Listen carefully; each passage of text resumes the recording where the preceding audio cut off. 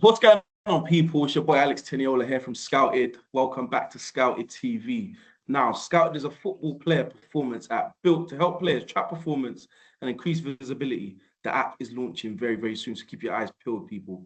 Today, we're joined by Vashun Blanchette, head coach of under-14s and under-15s Bermuda national team, to talk all things football and what it really takes for young players to progress in today's game.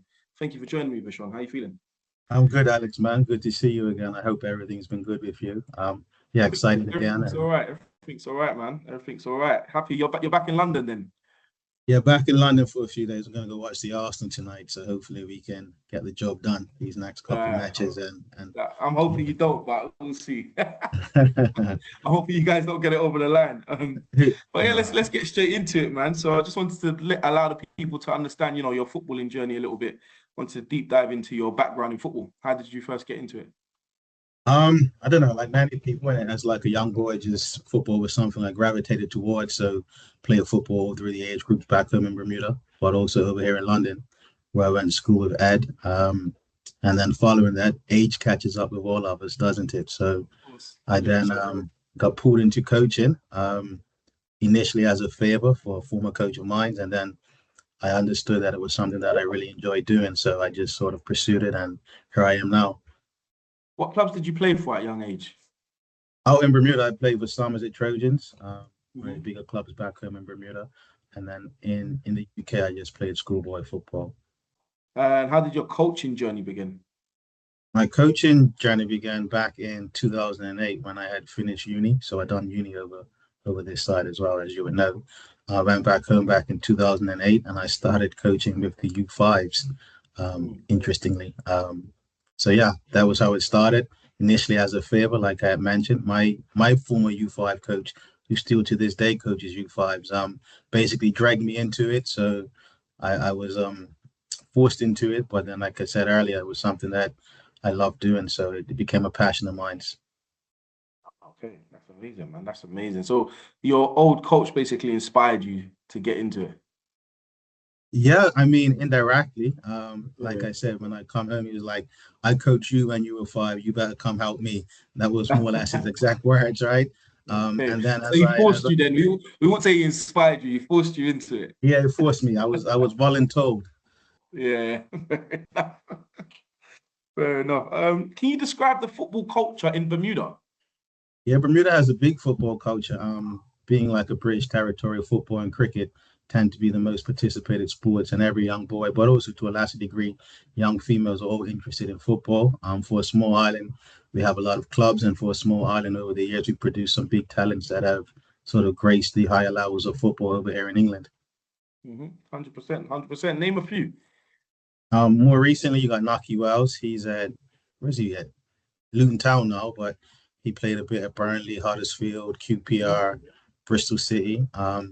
Then if you're going way back, you had Clyde Bast, who was one of the first black footballers to play in the Premier League, well, the first division as it was then with West Ham. So in between that, you had Sean Goa, Feed the Goat, Man City legend, and Kyle Leighton, who played at Stoke, Coventry City, and a few other clubs. Clyde Best, one of the brand ambassadors as well. Yeah, Of the app. Yeah, he's one of the brand ambassadors of the Scouted app. So that's quite good to know. Man. Yeah. So we've got Bermudian royalty with us. Crazy. The strengths and characteristics of Bermudan players, like what sort of resilience do you have to build up? What sort of personalities do you have to have? You mean is it different to the UK? You've played in both. So is it different? Like what's different from the UK to Bermuda? I would say in Bermuda, like if you say the typical footballer is athletic, like moves well, good changes of direction, good speed, pretty sound or very sound technically, like very skillful. I would say the biggest difference with respect to the UK is sort of the speed of the game, the intensity. Bermuda being like a Caribbean island, off the field, things tend to move a bit slow, and in my view, what you are off the field is sort of reflects on how you play football. So the game is played at a slower pace as well. But yeah, so the positive attributes of the Bermuda footballer would be their athleticism and technical ability, but perhaps some improvements required with respect to the playing at a higher intensity and the game understanding decision making. could be better, you reckon?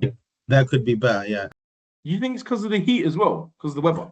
I think that could also be a factor, right? Like, so the heat sort of impacts the culture. If it's hot, you don't want to be doing anything too fast. And then the Yeah. culture ultimately impacts the product that you see on the field. Yeah, well, I never really thought of it like that, but that makes a lot of sense, 100%. Mhm. When it's too hot, it's a Yeah. lot. It's a lot. It's a lot to deal with, It's especially if cold out here, isn't it? So that cold, you better get moving if you want to warm up. exactly. Yeah, it's true. That's true. How do you manage expectations of your young players at that age, under 14s, under 15s? Right now, I would say that the youngsters they tend to believe in themselves a lot. Like they have a lot of Yeah. self-confidence. How do you deal with that? I would say the first thing, like the most important thing, is building a connection with your players, building that Hmm. rapport, building that relationship, so that they trust you. And then once you build that connection and rapport, you can be honest with them, you can be transparent with them to manage those expectations, to give them that feedback as to this is where you are, this is things you need to work on, this is what you're doing well, etc., etc. Hmm. Amazing.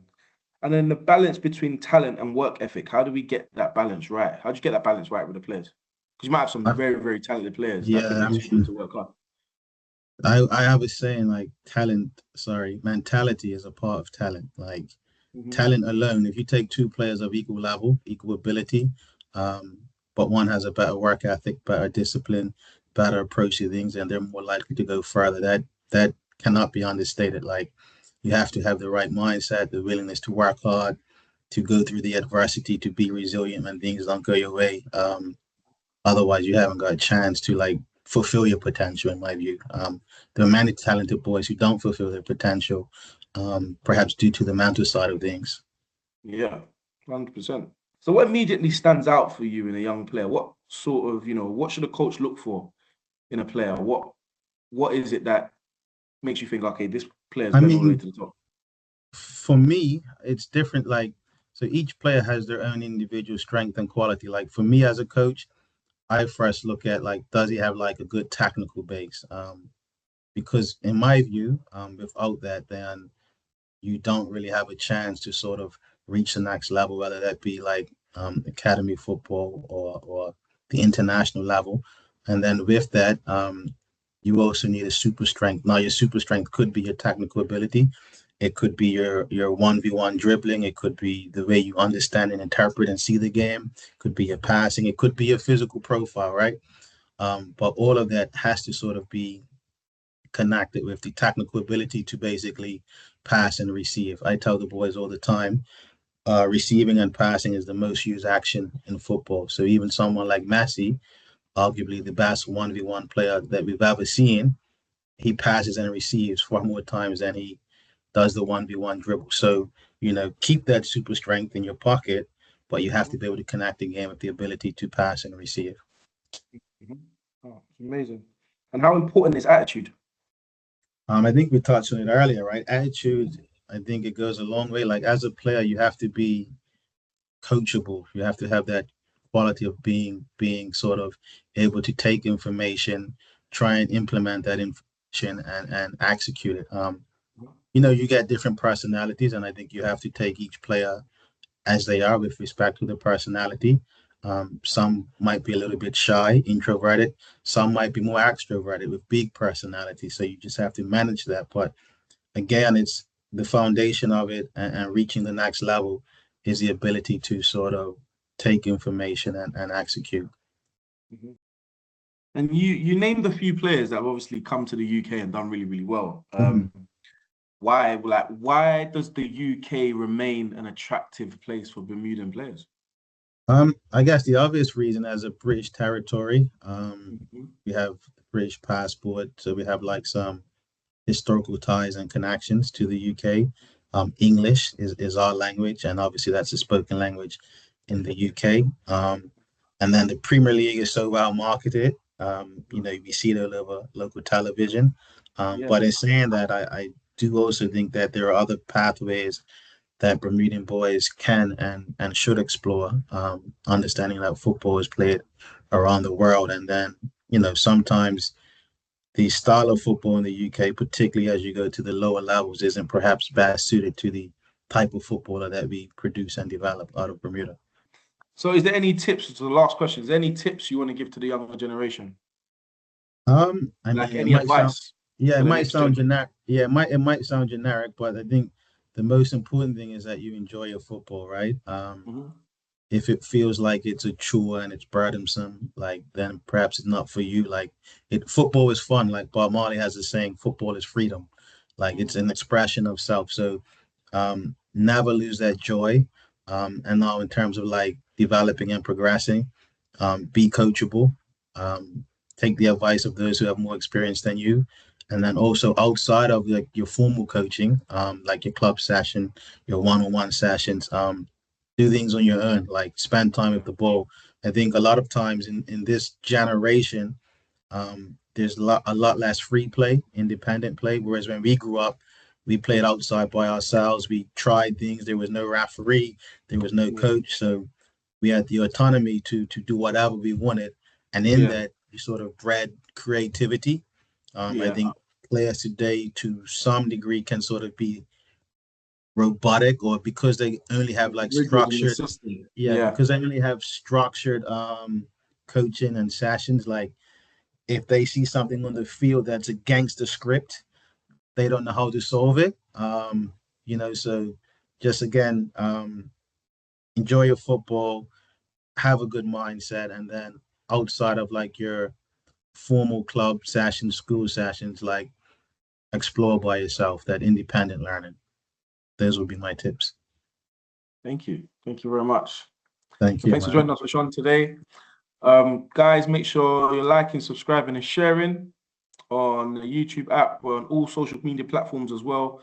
And like I said, the app will be launching very, very soon. So keep your eyes peeled. If you're the next upcoming footballer, this is the app to be on. Yeah. If you're involved in any sort of grassroots football, non-league football, make sure you get yourself on the app. We're going to be talking to a lot more people, giving their insights and their advice on how, you could become the next star, man. So thank you. Nice Cheers. catching up, man. Cheers.